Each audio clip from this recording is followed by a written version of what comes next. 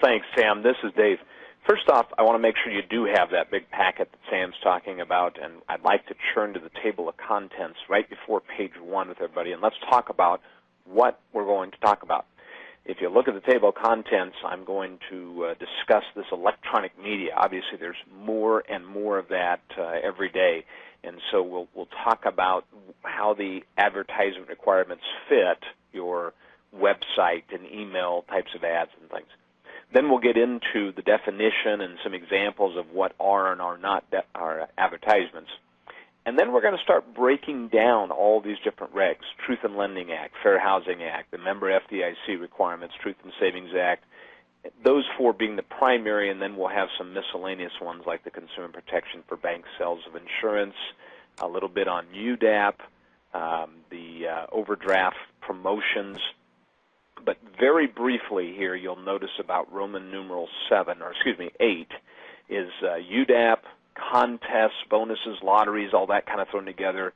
And the reason I'm going to say briefly is that really UDAP and the contests, lotteries, and all that, those are just about 2 hours by themselves. And there are some other webinars that Bankers Online has offered just on those topics. So I'm going to hit those because they certainly apply to advertisements, but I'm going to point you to more in-depth information and some other sources that you might want to look at.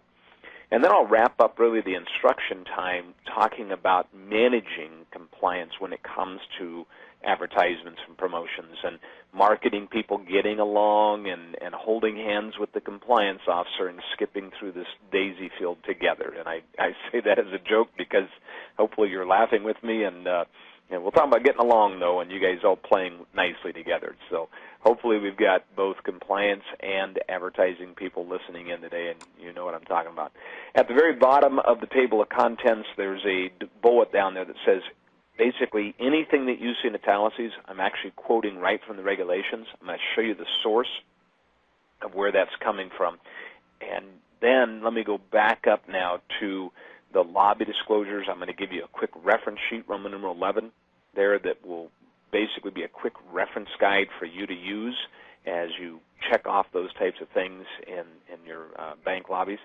And then maybe one of the more fun things that we do in all the webinars that I teach is I have a bunch of examples of what I call bad ads. These are not good examples to follow, but rather the wrong ones, and we'll play this game called What's Wrong with This Ad? And then behind that, there's also some other questions that we have fielded as we've taught this topic in the past. So I know I learn a lot from reading other people's questions and the answers to those. So maybe you've got a similar question, or you can look at those and bounce off of that with maybe a little bit different details. So that's what's in store for us for the next couple hours. Let's go ahead and get to page 1, and you'll see how I like to put together our training. If you just look at page 1, when you get below Roman numeral 1, you'll see I try to give you a source there where things are coming from. I'm very much into the teach you how to fish mentality instead of handing you a fish. If you look at Roman numeral 2A, number 1, you can see where I'm quoting this from, Reg Z, subsection .2A2, and you'll see that continue on throughout the manual that way. Okay. Let's go to Roman numeral 1 there and talk a little bit about electronic media. And here's the big picture, is that there really aren't exemptions when it comes to websites or emails. Okay? Electronic media is more about like lobby rate boards or marquees outside your bank and when they wrote these regs, that's what they had in mind. Anything that basically can be printed is not going to qualify as electronic media. And there is a memo that begins on page 41. You can see the link there. It's an FIL is the source I'm giving you from the FDIC, but it was an interagency memo, meaning all the regulators said, yes, we agree with this, and they put it out together. And that clarified that anything on the Internet, anything emailed out, really had to meet all the advertising requirements the same as if it was printed in the newspaper. And that makes sense to me, that if you email me something, I can look at it for a long time, and so I don't need the exemptions like I do for a billboard. As I'm driving on the highway, there are exemptions for billboards because I don't want to wreck my car trying to read your small print.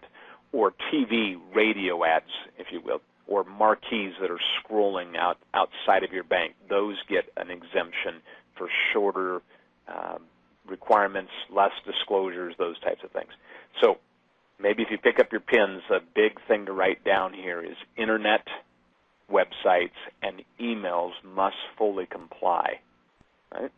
Let's go to Roman numeral 2. What really is an advertisement?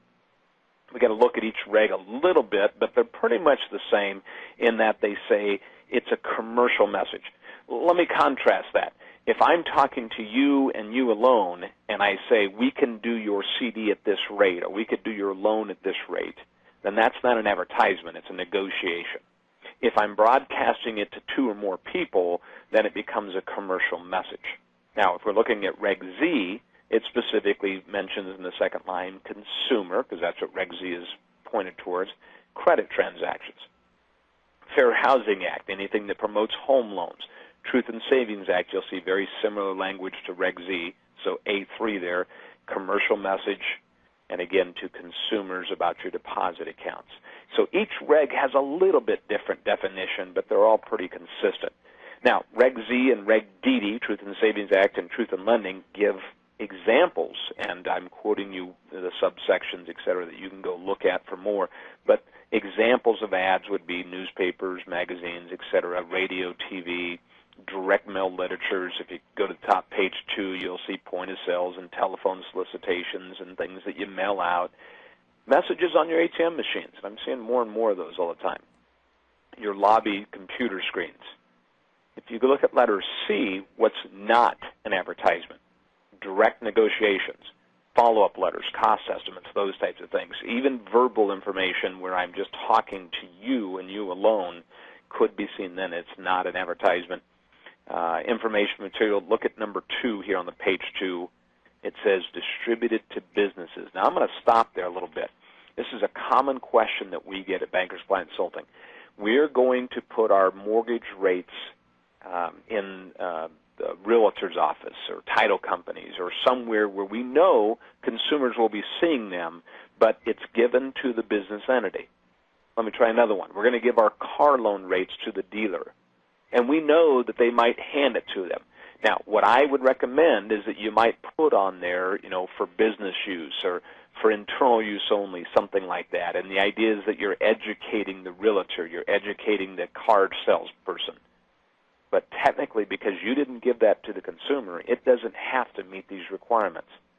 Now, we might all agree that what are they going to do with it? They're going to hand it to that consumer, and so in the end, maybe you want to have the disclosures on there because we certainly wouldn't want to mislead people. Maybe you want to have it on there just to be safe, but I can make an argument that it's distributed to businesses. You don't have to have all the Reg Z disclosures, and that's not found in Reg DD, Truth in Savings Act. That's only in Reg Z, and it's in the commentary as I'm pointing out there. Let's go to number 4, news articles controlled by the news media. So we're going to have an open house, and we put an ad in the paper, or maybe it sounds like a story because you wrote it as if it was a third person that was saying it, but you're controlling that. Maybe you're paying for it. I would say that is an advertisement because you wrote it, you controlled it, etc.